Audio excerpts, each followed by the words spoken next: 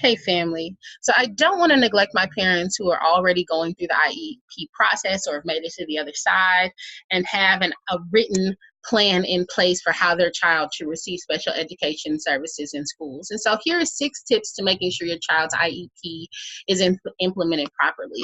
First, check in with your child's teacher. The parent-teacher conference is a good time to take the pulse of your child's progress, but you can also check in regularly to make sure your child's IEP is being followed. Share any concerns based on what you're seeing at home. If your child spends most of their time in the general education classroom, your teacher should know if they're being pulled out of class to work with special educators as promised in the IEP. Number 2, contact the team leader if the IEP is not being honored. If you think that school is not delivering all of the services and supports in your child's IEP, don't sit and stew about it. Be proactive and contact the IEP team leader. Give that person a chance to clear up misunderstandings and correct any problems. The leader may appreciate your alert. If corrective action is required, make sure it happens. Be friendly but firm. Number 3, if things don't improve, request special IEP team meeting. If you take the steps I just told you, but aren't satisfied with the results, you can request a special IEP meeting. You don't have to wait until next year's IEP meeting to iron out any problems. Getting the entire team together may be the only way to put your child's IEP back on track as soon as possible.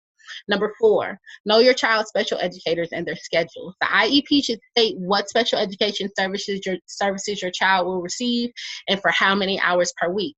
You can ask the IEP team leader for the names of the special educators assigned to help your child.